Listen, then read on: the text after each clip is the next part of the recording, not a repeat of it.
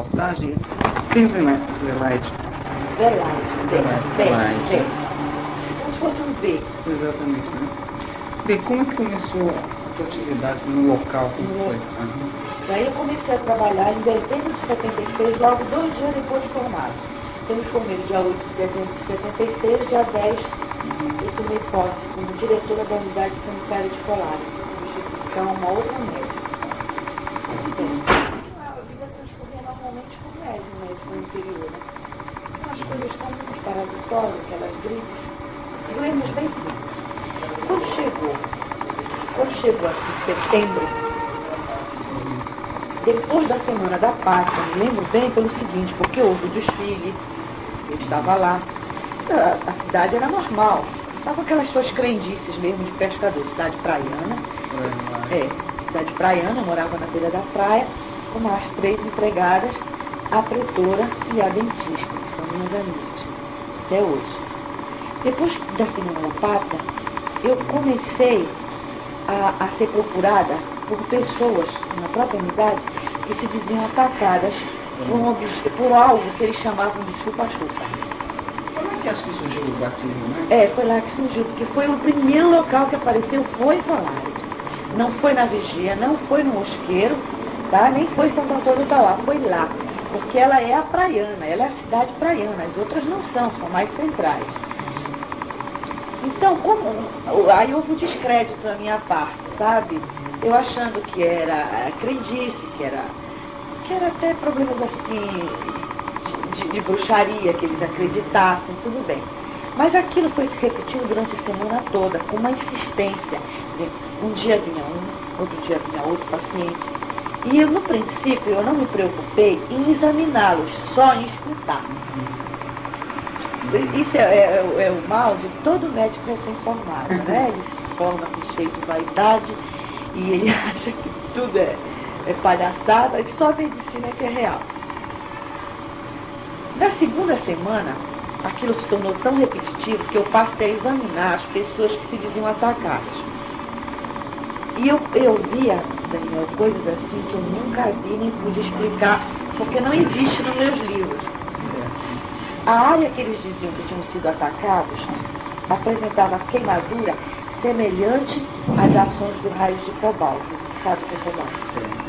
Quando o cobalto bate na pele, queima, tá? Fica aquela parte enegrecida. A alopécia, que não sei se você sabe que a alopécia cai todos os pelos de uma vez só, inclusive com raiz e tudo. E aquela parte descasca posteriormente, né? Por exemplo, quando eles eram atacados no tórax, o hemitórax atingido descascava e o outro ficava íntegro. Os pelos ficavam íntegros do lado não atacado e caíam por inteiro do outro lado. E eles sempre me apontavam o local da chupada, que no princípio eu não podia visualizar por causa da pele, que se encontrava enegrecida. Mas esse enegrecimento era súbito. Se ele era atacado de noite, de manhã ele já estava negro. Mas é uma queimadura, deixa eu te definir como seria essa queimadura. Ela não forma bolhas, Ela não é semelhante a uma queimadura tipo fogo, tipo água quente. Ela é tipo raio. É idêntica ao raio de cobalto. Há dores no local? Não há dores. Não há dores. Vermelhidão. Há vermelhidão, que depois enegrece, fica enegrecida, cai os pelos. Eles não referem dor, eles só referem a... Não forma. É igualzinho queimadura de raios de cobalto. Eles só referem um ardor discreto. Quando a pele, no segundo ou terceiro dia, começa a cair, a gente vai visualizar os 2 orifícios que eles apontam desde o princípio. São 2 pontos semelhantes a furadas de agulha, paralelos, tá? E bem próximos. Como se fosse assim, 2 orifícios feitos por um grampeador. Isso que mais me impressionou, porque todos tinham isso. Todos, nenhum deixava de ter. E eram homens, geralmente?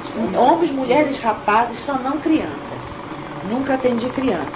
Aí eu comecei a registrar um relatório, com aquela vontade de mandar e aquele medo de me tornar ridícula. Sabe? De pensarem, poxa, foi pro interior e já ficou cheio de hábitos, né? Quando chegou na terceira semana, a população, que na ilha, na época, na ilha toda, era de 6.000 habitantes, e na sede do município era de 800 habitantes, para você ver como era pequenininha. Ela começou a esvaziar. Os ônibus que só faziam uma viagem por dia passaram a fazer 2, 3, porque a procura de passagem era muito grande. A primeira pessoa que fugiu da cidade, por incrível que pareça, foi o delegado. Quando deveria ser o último. Ele atravessou, ele morava perto de mim, e disse para mim: olha, doutora, a senhora não vai embora? Eu disse: não. Ele disse: pois eu já vou, porque eu não sei o que é isso. E nem os meus soldados, ele tinha 3 soldados no destacamento dele. Eles não querem ficar, estão com medo, então vamos todos embora. Aí eu me lembro que eu falei para ele: mas não tem mais ônibus, acabou. Ele disse: não, mas não tem importância, eu vou de barco. Quando na cidade não tem trapiche. Então ele foi de canoa para a vigia, da vigia ele pegou um ônibus e veio para Belém. Com isso, Daniel, a cidade foi esvaziando a cada dia. De 800 pessoas, ficou reduzida a pouco mais de 300. Tudo fechou. Fechou a prefeitura, porque o prefeito não podia contar com seus funcionários. Fechou o grupo, fechou a escolinha, tinha das crianças, e só ficou funcionando, eu me lembro bem, a unidade, porque tinha que atender os casos. E mais nada, porque nem o funeral continuou aberto. Mas o principal motivo que fez eles fecharem foi porque eles não dormiam de noite.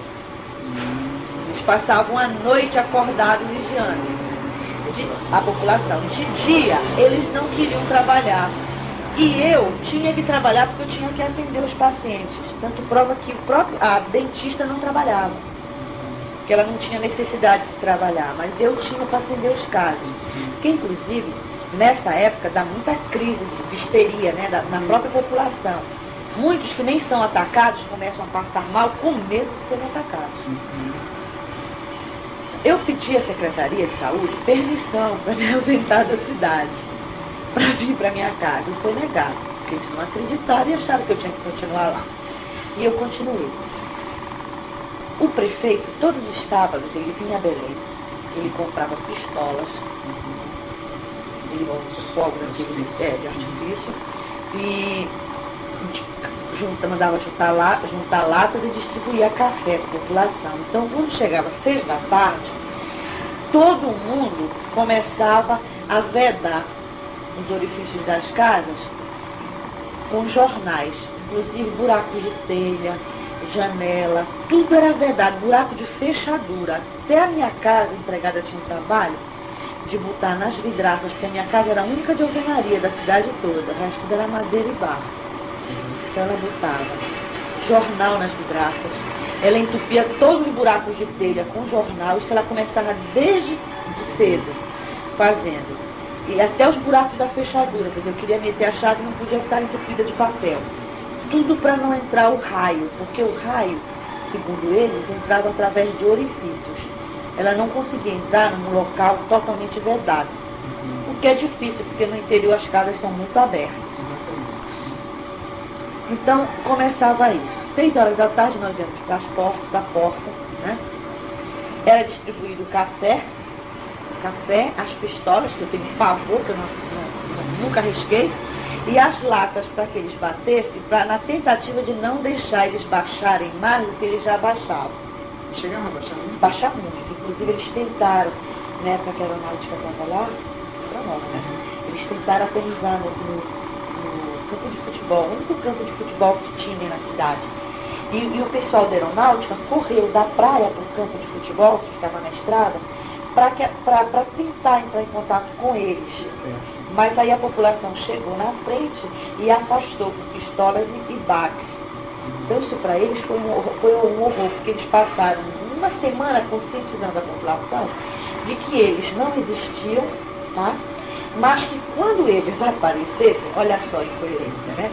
Que não era para se fazer absolutamente nada para espantá-los. Mas é difícil você convencer o caboclo da Amazônia com uma coisa dessa. Então, nessa época, houve muita afluência assim, de políticos, né, deputados estaduais, pela área, para lá, né? Eles Eles iam lá ver. Inclusive eles faziam gozação, diziam que eles eram pilotados por mulheres verdes e de cabelos loiros. Isso na base da gozação deles, talvez. Então voltando, então nós começávamos, nós não, que eu não batia lata, nós ficávamos se batendo lata, soltando pistolas até o dia amanhecer. Aquela barulheira. Então como eu tinha que trabalhar, eu acho que eu era a única que dormia na cidade. Mas um sono perturbado, porque toda hora era uma pistola, era um baque, eles faziam um revezamento para bater. E o número de casos cada vez aumentando. Porque no princípio, Daniel, as pessoas não foram atacadas na sede, e sim nas vilas. Muitas vilas, não? 7 vilas. Além da sede, tem 7 vilas. O primeiro paciente que eu atendi, ele era de uma vila chamada Fazenda. E foi um rapaz. Um rapaz de seus 18 anos. Ele foi namorar, depois voltou para casa e dormiu com roupa e tudo, com a janela aberta. Ele me contando, a janela aberta. Por volta de umas 2 horas da madrugada, que ele calcula, mas que ele não tinha relógio, ele foi despertado por uma sensação assim de calor, sabe? Ele tentou, abriu os olhos e pela janela onde ele tinha dado a rede,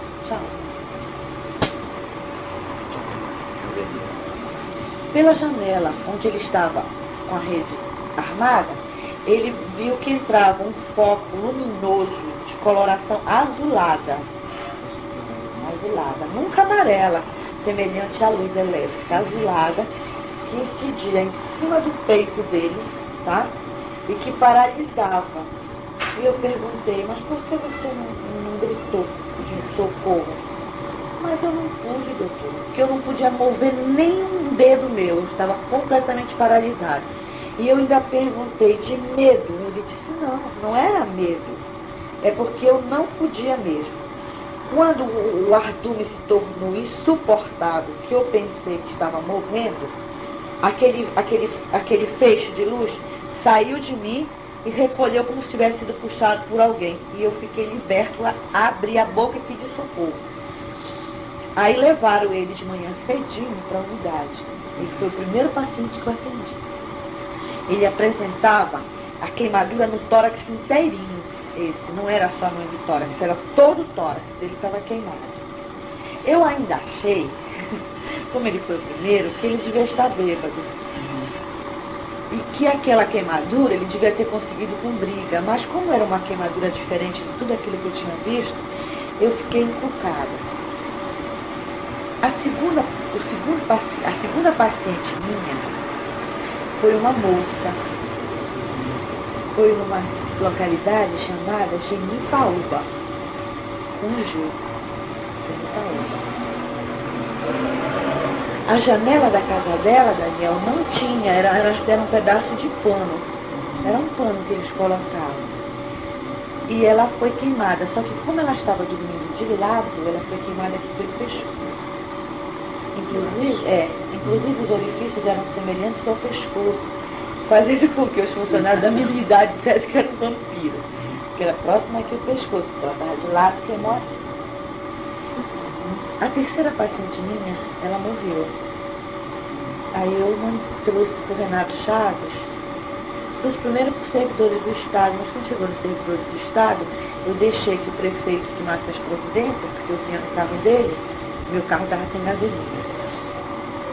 E ele levou para o Renato Chaves. O Renato Chaves, eles não souberam da causa do diagnóstico, mesmo a gente explicando o que ela estava sentindo, o que tinha acontecido antes, 12 horas antes, eles não acreditaram, fizeram aquele ar de descrédito, né? E deram como causa a mortes a única coisa que realmente mata no mundo, que é a parada cardíaca. Eu me lembro que ela, de manhã cedo, essa morava na sede, por sinal, atrás da unidade. Era uma senhora essa é a terceira, é uma senhora. Foi o seguinte, de manhã cedo eu cheguei na unidade, era por volta de 7h30, e me disseram que tinha uma senhora que tinha sido atacada pelos pachucas e estava me esperando. Aí eu me preparei para escutar outra história, né? Quando ela entrou, ela tremia muito, mas muito mesmo, mas uma senhora de idade, mãe de filho, que eu já conhecia de vista e sabia que era uma mulher íntegra. Ela disse para mim, doutora, eu fui atacada pelo chupa-chupa, ela disse, fui. Abriu a blusa e mostrou em cima do seio esquerdo. Essa ainda não tinha ficado enegrecida, porque ela foi imediatamente. Tinha 2 orifícios, semelhantes a 2 agulhadas. O peito dela estava vermelho e permeado, não estava enegrecido, mas muito permeado. E ela dizia que naquele local ela estava sentindo falta de ar. Mas se tu comparasses o outro lado, pro lado que tinha sido atingido, era assim como se uma diferença absurda. Qualquer pessoa sabia que aquilo tinha sido acontecido alguma coisa. E muita coisa. Ainda tentei conversar com ela, ainda tentei dizer para ela que era impressão, que alguma coisa tinha acontecido. Ela disse, não aconteceu. Eu dei minha cama de prender meu cabelo. Sim.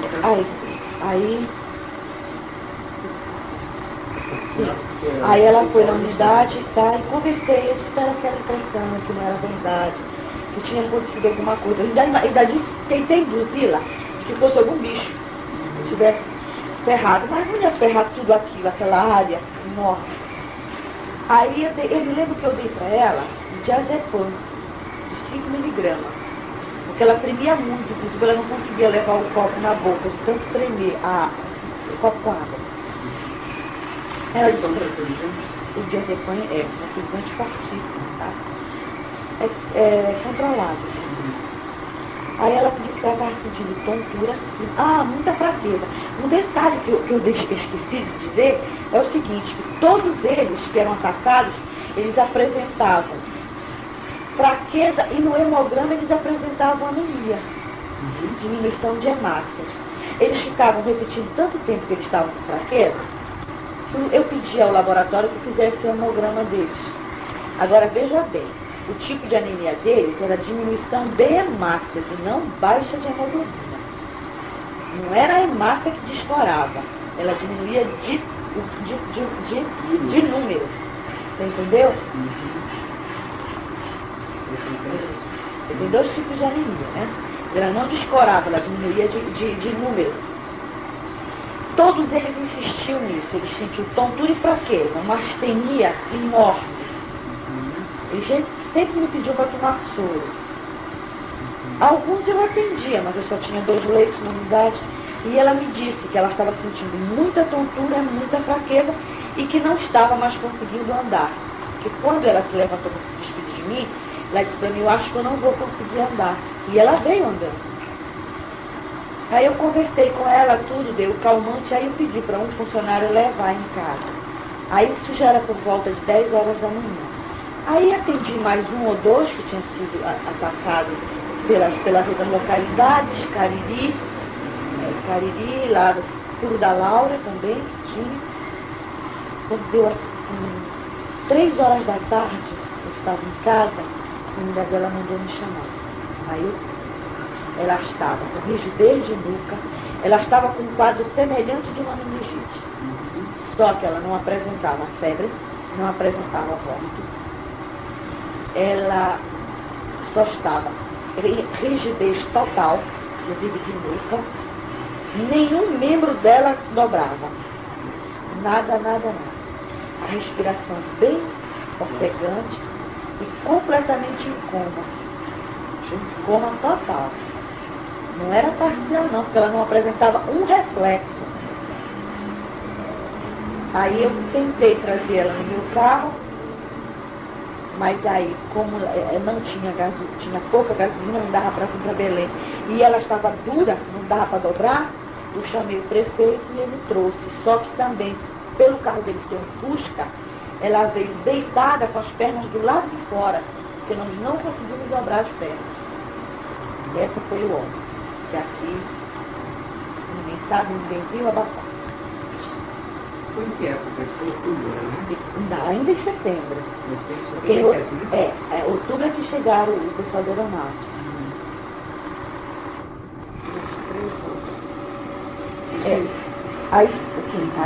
Aí eu fiquei esperando o resultado dessa senhora. Como eu não podia sair de lá, né? Aí o prefeito veio buscar pedir laudo Aí no laudo constava parada cardíaca, quer dizer, que nada adiantou das informações que nós demos. Esse laudo onde a gente poderia encontrar ela aqui, a família deve ter. Eu não sei. Deve ter no atestado de óbito, né? Ela não lembra o nome dela? Eu não lembro, porque era tanto, eu era a única médica nessa cidade. Depois eu era tão nova, eu tinha com 23 anos, recém-formada. Eu ainda não tinha assim, uma dinâmica de trabalho que eu tenho agora. Eu era muito dispersiva, apesar de ser detalhista, mas em termos de trabalho era muito dispersiva. Você tá com calor? Não. Sim. Aí eu esperei, né? Aí veio a resposta. Com isso eu me amedrontei mais ainda do que eu poderia acontecer comigo se eu noticiasse isso. Porque se o próprio Instituto Médico Legal nega a causa mortis, não procura pesquisar nem levar para laboratório, se eu pego e mando um relatório, como eu estava aprontando, que tinha mais de 30 páginas, para a minha Secretaria de Saúde, aí é que eu vou ficar mais desmoralizada, né? Porque eu não vou ter onde me basear. Onde que eu vou me pegar? Com o que eu vejo? Com o que eu escrevo? O que as pessoas me dizem? Aí eu fiquei com mais medo ainda do que eu estava escrevendo. 3 dias depois, passando 3 ruas da casa que eu morava, assim, em termos assim, paralelos, né? Morava uma senhora que eu tinha laços de amizade por ela, porque na primeira semana que eu trabalhava lá, o filho dela seccionou um ramo da artéria femoral com uma tesoura. E eu me lembro bem que ela, desesperada, carregou o filho no colo, juntou o sangue todo numa bacia, na tentativa que eu colocasse de novo. E eu consegui suturar e fazer a hemostasia da artéria femoral precariamente, né? Então, com isso, ela ficou com laços de amizade comigo. E a filha dela mais velha me foi dada como empregada, servir como doméstica, na casa da minha irmã aqui em Belém. Então, ela era uma pessoa normal, costureira, por sinal, costurava, bordava, tudo, nova. Só que tinha o mau hábito de tricotar durante a noite, que a luz ia embora. Um detalhe que eu esqueci de dizer, que a luz chegava às 6 e ia embora às 9. Olha o dia. Então ela tricotava com lamparina. Nesse dia teve festa, era um sábado, teve festa. E os filhos maiores foram para a festa e ela ficou tricotando, esperando por eles, com a porta da cozinha aberta. Extremamente católica, não acreditava em chupa-chupa. Quando foi por volta assim, de 2 horas da madrugada, eles mandaram me chamar, que ela tinha tido uma crise. E eu fui, morrendo de medo, mas eu fui. Cheguei lá, ela estava. Você sabe o que é pitiar? Pitiar? Sim. Não. Pitiar é um termo médico que a gente usa quando as pessoas entram em distonia neurovegetativa. A rigidez, tá? O globo ocular revira, atrismo, sabe? E que isso acontece geralmente com grandes sustos, grandes contrariedades ou grandes traumas em pessoas não preparadas psicologicamente. Cheguei, ela estava assim. Aí ela me contou. Assim, aí eu bati, que a gente tem que bater, né? A gente não tem remédio, tem que bater mesmo, focar para a pessoa poder voltar. É uma doença quase que semi-mental. Quando ela voltou, ela disse para mim, doutora, me acuda, que o chupa-chupa me queimou. Incrível, na testa, onde eu nunca tinha visto. Ela estava tricotando com a porta da cozinha aberta, o raio entrou e ela ficou paralisada, inclusive queimou o crochê dela. E sabe assim, não era crochê, era sabe o que é fio de ráfia? É um fio que é diferente do pano do crochê, é semiplástico. Lembra que a gente faz sacola? É ráfia. Olha, ele chamuscou, ele ficou torto. Só não pegou o metal, né? A agulha não queimou. Ela apresentava queimadura aqui na testa. Na testa. Aí ela me contou, me acuda, me leve para o hospital que eu vou morrer. Vou morrer do coração. Quer dizer, ela ficou impressionada porque a outra já tinha morrido do coração, né? Então ela achou que ela também ia morrer. Aí eu conversei com ela, tá? Passei álcool. Aí eu disse pra ela, de manhã você vai para a unidade. Eu tô ficando fraca, até a voz ia ficando mais fraca. Amanhã eu te aplico o soro, tudo bem, fica quietinho. Acontece que, aí eu vim embora, tá? Fiquei impressionada por causa do crochê. Aí eu vim embora, mas sabe que a vizinhança faz aquele escândalo, né? Nessa época, faziam 2 dias que a equipe da aeronáutica tinha chegado. Eles chegaram 1º de outubro. Eles correram, foram na praia, onde eles estavam acampados, chamaram e eles estiveram lá. Escutaram a mesma história dela. Viram a mesma testa, viram o mesmo crochê, deram somalho. Eu nunca me esqueço porque ela me levou a caixa depois. Pediram para ela não falar assim para ninguém. E foram embora. Quando foi de manhã, ela foi me contar e me mostrar a caixa e me pedir para que eu passasse remédio, porque ficou horrível, aquela testa ficou preta. Essa foi a 4ª. Outra foi a 5ª, foi o pescador. Sim, nessa época, Daniel, nós começamos a passar fome. Toda a cidade, pelo seguinte, porque os pescadores, eles saem por volta de meia-noite para pescar. Que é para 5 horas da manhã já está todo pescado. Nós só comíamos peixe, porque lá uma cidade praiana não tem carne. Aí começamos a passar fome porque a metade dos pescadores não iam. E os que iam eram atacados. Lá em alto mar. Então foi diminuindo o pescado, nós fomos começando a comer sardinha.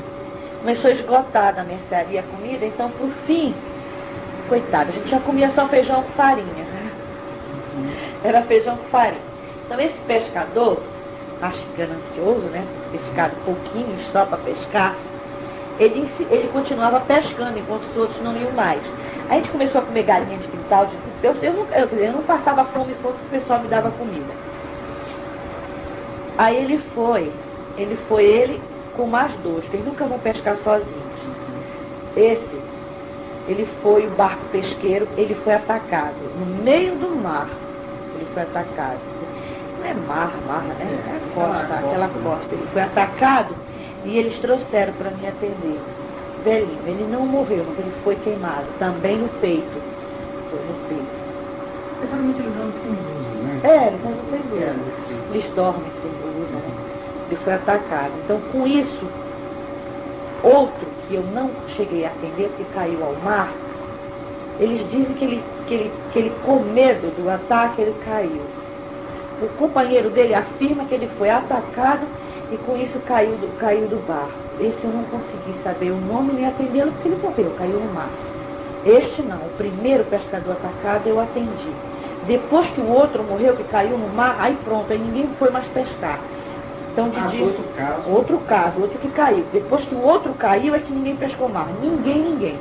Então a gente fazia o seguinte, dia de sexta-feira à tarde, incrível que eu fazia, pura loucura. Eu ia com os 11 funcionários que eu tinha da unidade, pescar siri nas pedras. Porque não tinha mais nada para comer nas mercearias, eu sempre pedindo para a secretaria deixar eu passar uns 20 dias em Belém, ela sempre negando.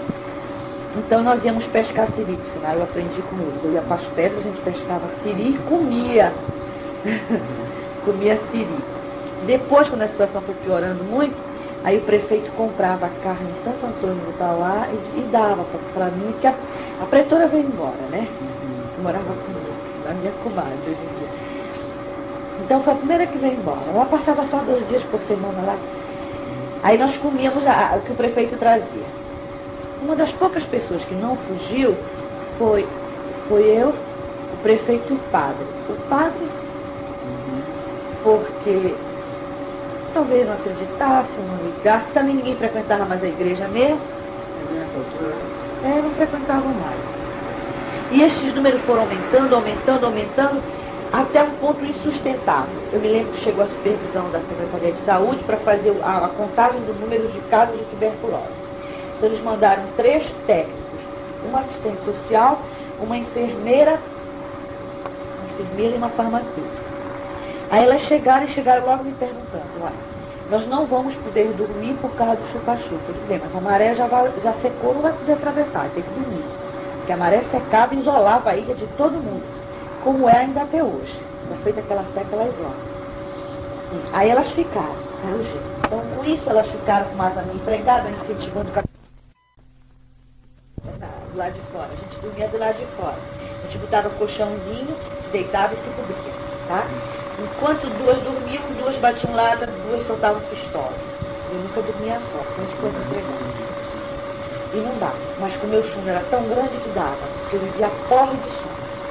tanto ser chamado de madrugada. Então, nessa época, elas puderam constatar, que elas puderam ver no dia seguinte os casos, antes de voltar, que eu tinha atendido, de pessoas que tinham sido atacadas. Com isso, o pessoal da aeronáutica se mantinha assim, muito separado, sabe? Eles fizeram 2 acampamentos, um na estrada e um na praia. Eles eram em torno de 30, usavam 2 Brasílias. Eles entrevistaram todo mundo, a primeira pessoa que eles foram foi comigo, com o padre, com o prefeito.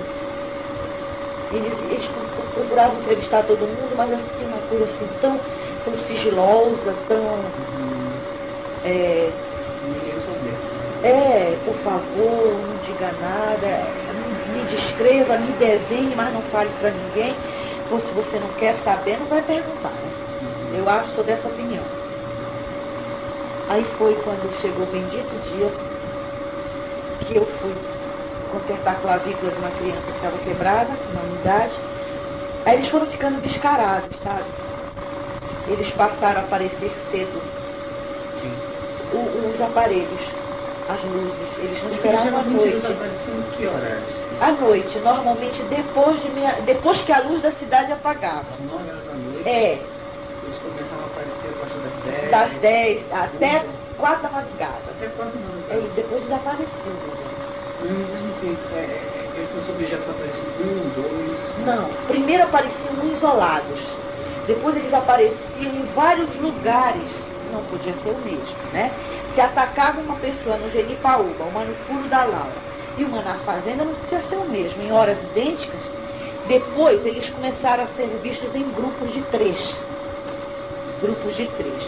Mas sempre depois que a luz apagava, porque tanto na sede como nas 7 localidades, a luz era só de 6 a 9. Da tarde?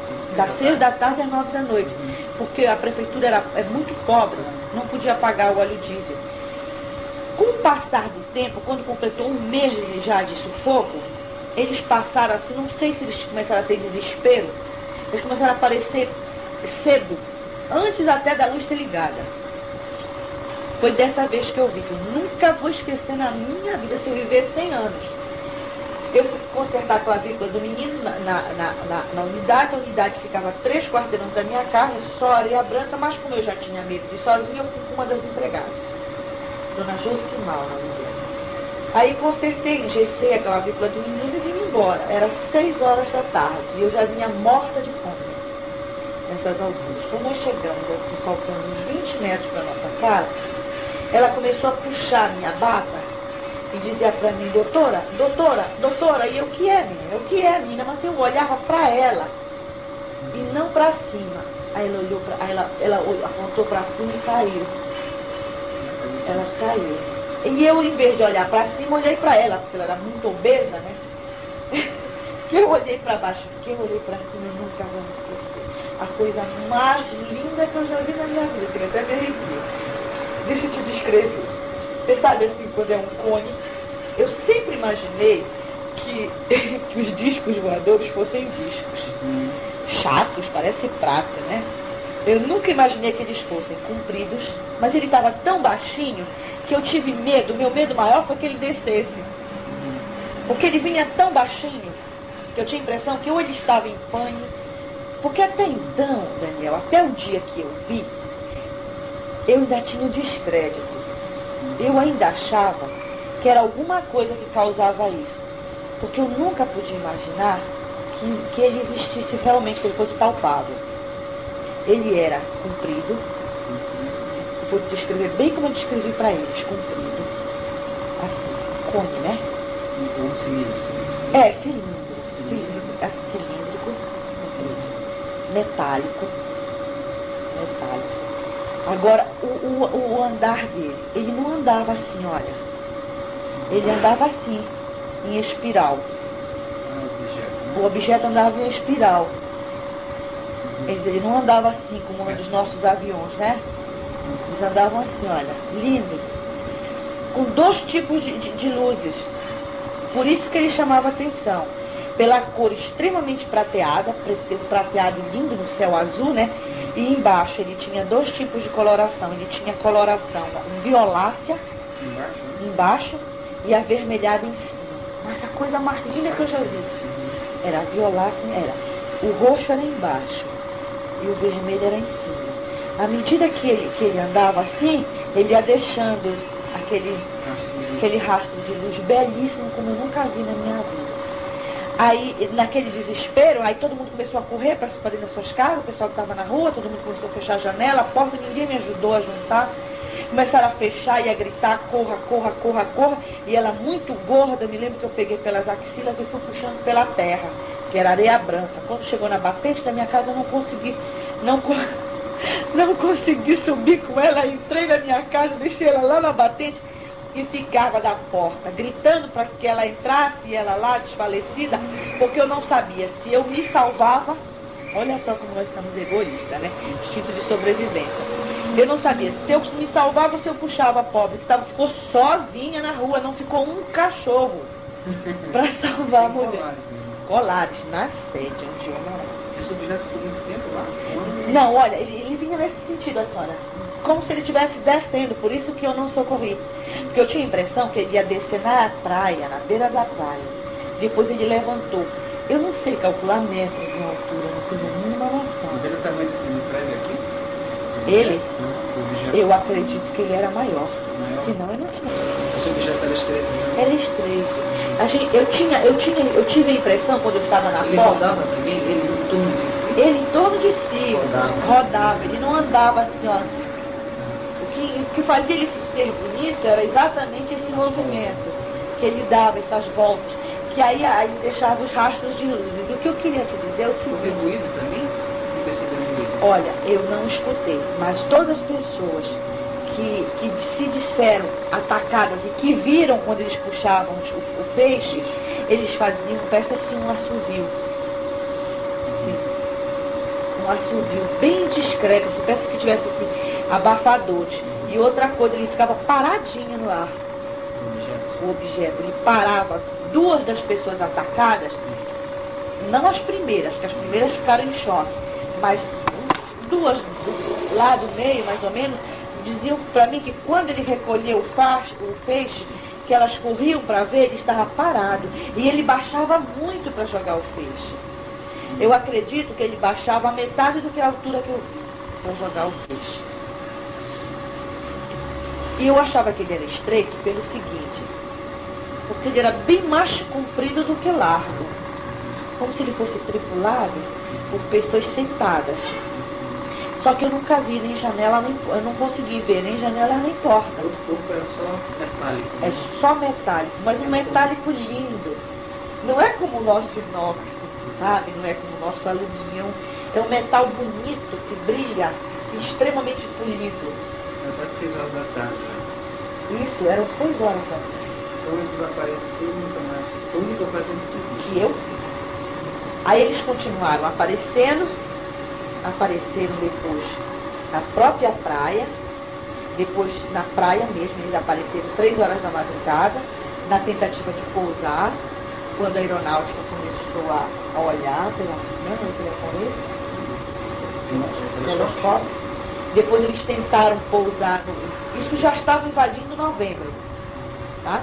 Aí eles tentaram pousar no campo de futebol, quando a aeronáutica chegou, mas essa vez ele baixou tanto que ele ficou menos de 50 metros.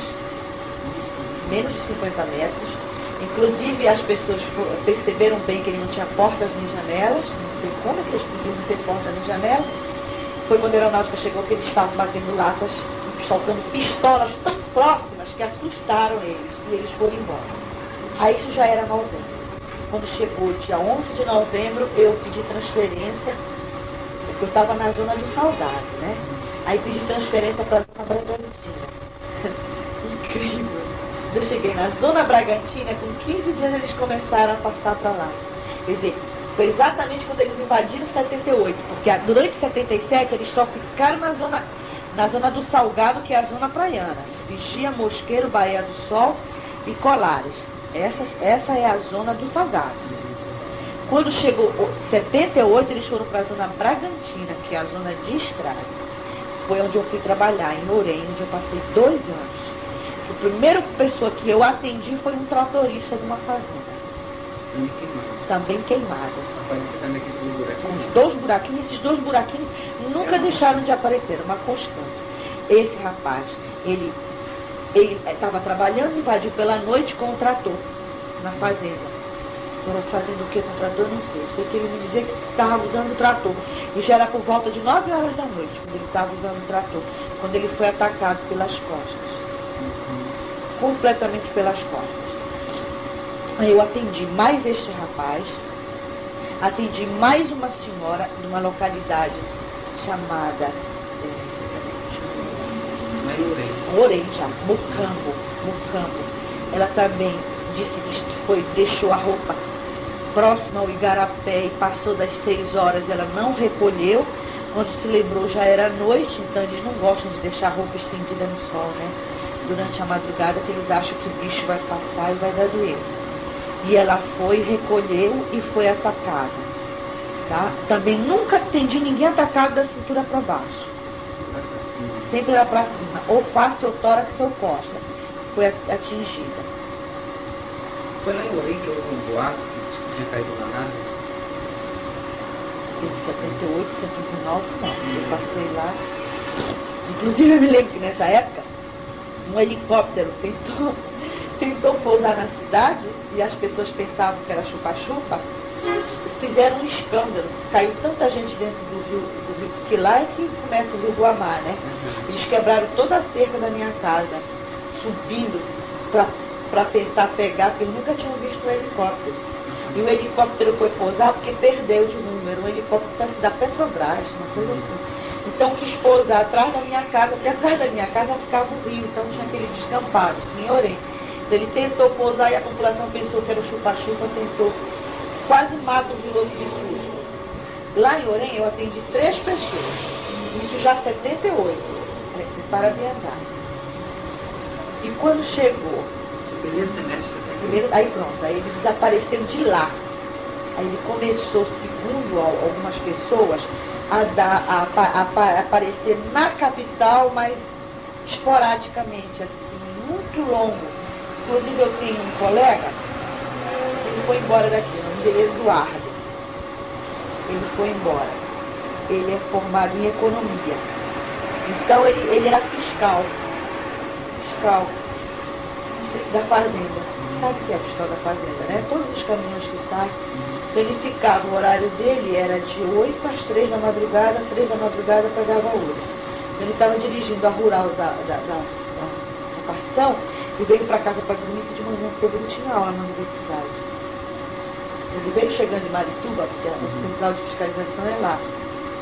O raio incidiu sobre ele, ele ficou tão desesperado que meteu a rural dentro d'água, naquele laguinho que tem naquela baixa. Você já viu aquele lago que tem? Casa não deu, pois ele caiu com a rural lá. Mas ele não chegou a se queimar, porque o raio foi através do vidro. Mas ele ficou tão tonto, ele não vinha esperando, depois daquelas pessoas que não acreditam em nada, né? Nada existe para ele, caiu. Esse raio sempre era a mesma cor, era que sempre azulado. Nunca amarelo. Era o detalhe que mais eu perguntava, porque às vezes eu pensava que as pessoas, para fazerem medo para as outras, focassem a lanterna. Eu imaginava assim, será que as pessoas não estão acendendo a lanterna em cima das outras? Sabe? Porque a gente, quando não acredita, Daniel, a gente fica pensando em 1000 hipóteses para não ser, né? Eu ficava pensando, será que minha lanterna, a luz da lanterna é amarela, né? Não, é azul. Às vezes uma coisa, não soubesse algum relato de que essa luz ela era densa, a ponto de que os impactos. Tanto era que eles não se moviam. Ela era tão forte, tão poderosa, que quando eu dizia para ele, mas por que o senhor deixou ficar queimado desse jeito? Por que o senhor não gritou? Por que o senhor não correu? Não se levantou? Não pode, fica totalmente esmagado. Esse esmagamento é que eles chamam de paralisante, ou seja, eles não podem se mover.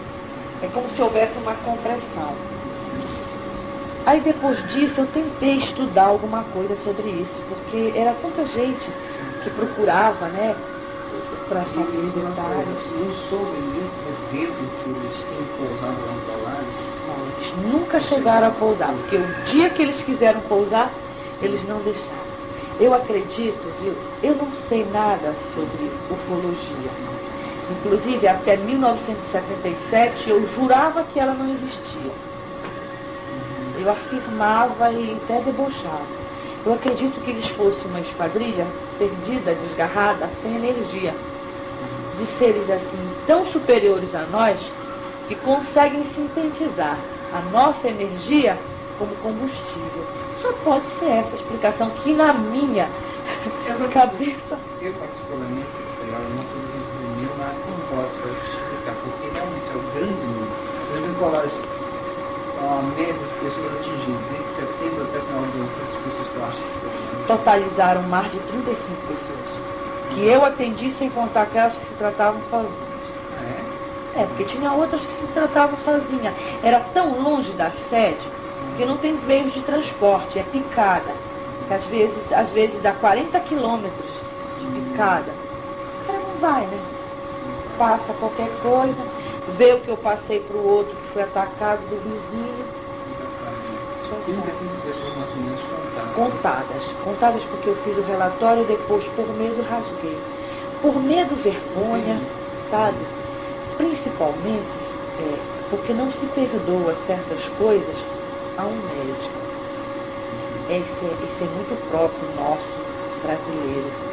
O médico não pode ser espírita, o médico não pode ter religião, o médico tem que ser um cientista em potencial e só acreditar na matéria e na ciência. Talvez, se eu fosse uma profissional de outra área, eu falasse, dissesse, escrevesse abertamente e não sofresse críticas. Até meu marido, que não me conhecia nessa época, ele só acredita porque ele sabe o quanto que eu sou honesto e detalhista. Mas se outra pessoa contar para ele, ele não acredita. Porque ele é totalmente descrente. Ele é o típico médico, ateu em todos os sentidos. Nesse caso lá em Colares, o aeronáutico ficou muito... Eu saí e elas ficaram. Só saíram de lá fim de novembro, quando não apareceu mais nenhum caso em Colares. Quando foi passando a Bragantina, eles não foram mais. Depois de passados muitos anos, eu acho que foi este ano, no princípio deste ano, eu assisti um documentário feito lá em Colares, pela aeronáutica. Não sei se você viu, lá em Curitiba. Foi no Fantástico que apareceu.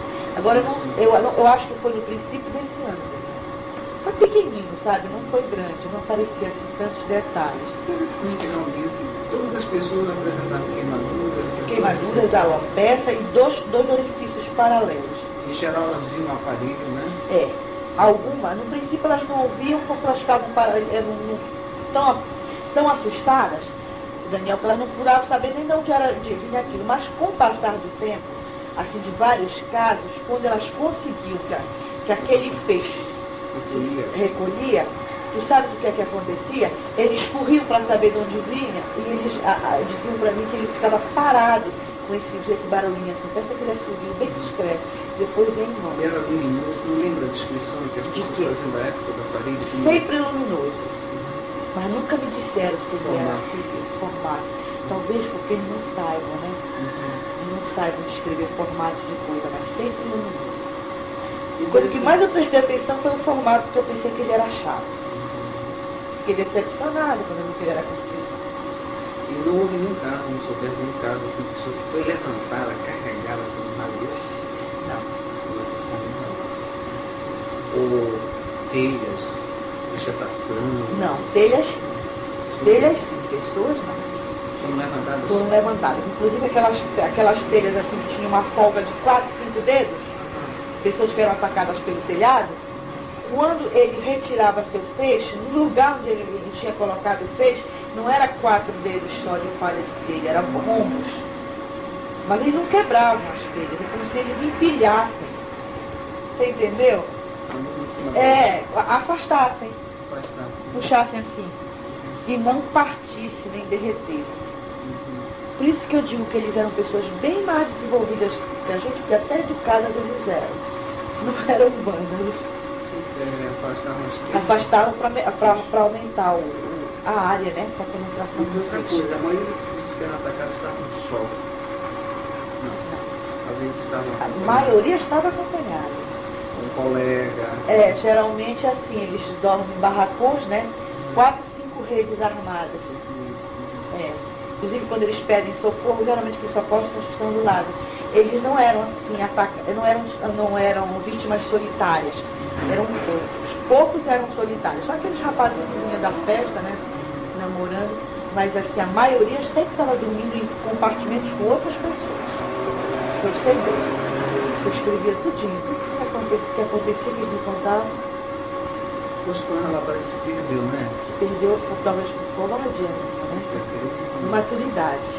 Peguei um documento tanto. Imaturidade, porque naquela época eu estava com humanidade, eu descrevia o físico das pessoas e ia grampeando, né? Para mostrar. E quando começou aquela história do Renato Chaves negar, até os exames do hemograma eu botava resultado, porque todos eles apresentavam anemia. Todos apresentavam? Todos, não ferrotura, né? Era por volume, era por número de hemácias. Isso que foi fantástico, né? Eu acho, Daniel, que esta senhora morreu porque ela deve ter sido sugada em uma quantidade excessiva. E ela tinha um agravante cardíaco. Que depois a família dela morreu. Mas ela era uma cardíaca, dessas cardíacas comuns que não tem grandes problemas. E diz uma coisa, essa anemia, ela era acentuada em termos assim? Era, por exemplo, eu não sabia quanto eles tinham antes. Certo. Mas quando eu fazia a contagem de hemácias, a hemoglobina ficava igual. Certo. Elas ficavam em torno de 3 milhões.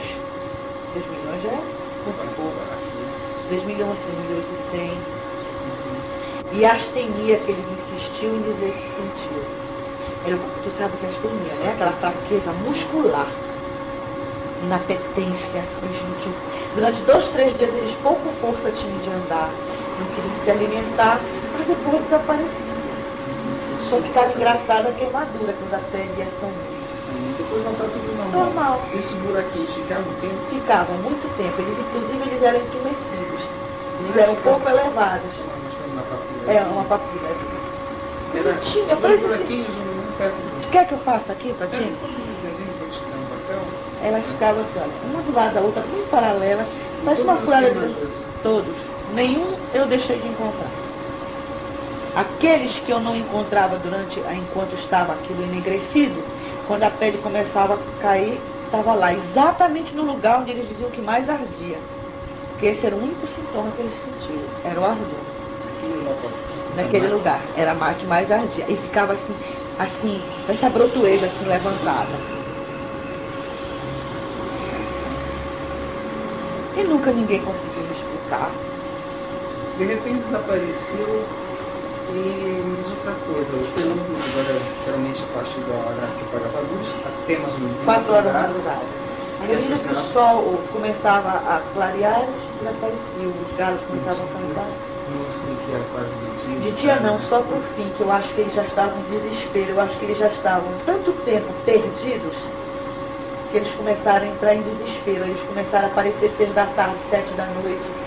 Que aí a gente já não tinha mais sossego, porque o batimento de lata começava às 5 da tarde. Eles passavam em voo rasante, né? Voo rasante, depois subiam. Eles tentavam, eu tenho a impressão, viu, Daniel, que eles tentavam ver como era a receptividade. Nossa. Como é que nós vamos aceitar?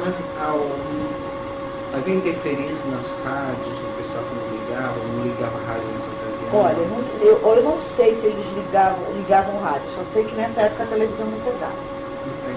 Não pegava. Durante o tempo que lá eles estiveram, foi o pior tempo, não se pegava absolutamente nada, era só listas, chuviscos, aí de repente aparecia a imagem e desaparecia. Quando antes, sempre pegou, e hoje em dia pega. Rádio eu não sei.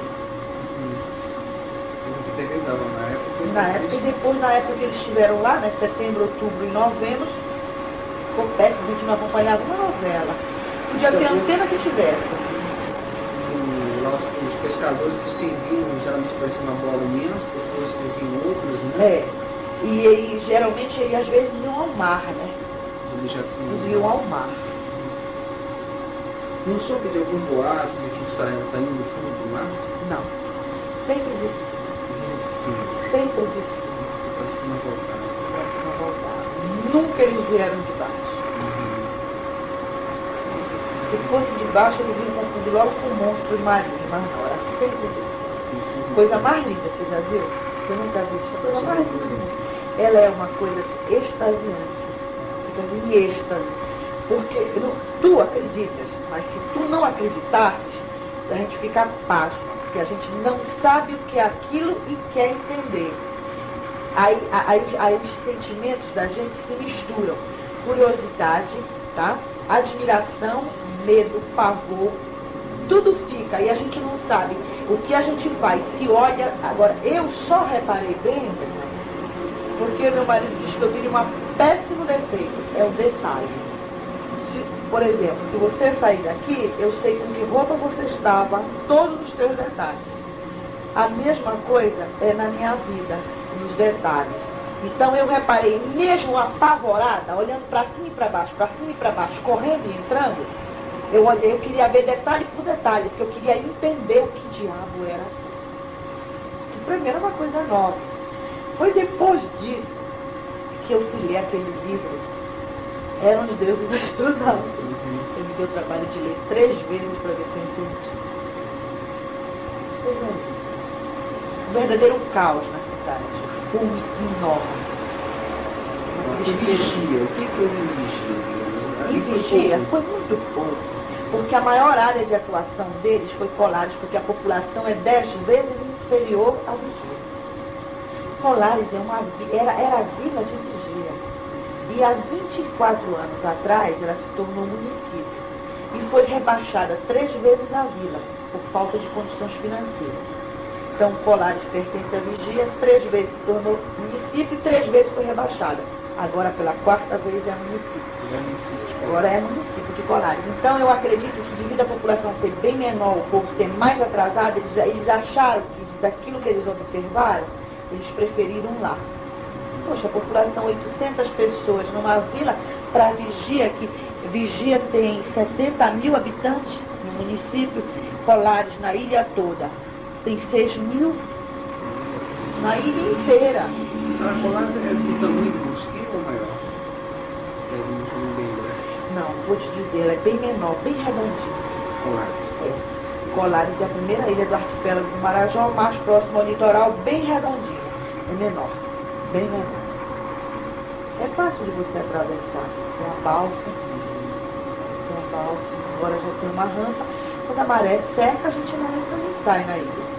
Tem que esperar que ela encha novamente para a gente poder passar com o carro na balsa. Senão você bate tudinho. Não tem condições de subir na balsa sequer.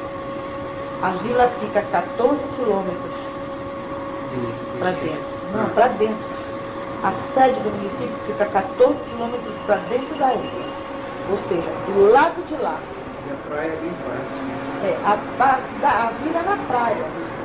A gente entra pelo fundo da ilha, pela parte de água doce, tá? E a sede fica na parte de água salgada, do outro lado. No Colares tem algum marjozinho, você sabe, algum interesse mineral? Não tem mineral nenhum. Só pesca, nem agricultura. Porque foi contaminado o solo pelo fusário, né? Então lá a agricultura é péssima, acabou, é só pesca. O pessoal de lá só vive da pesca.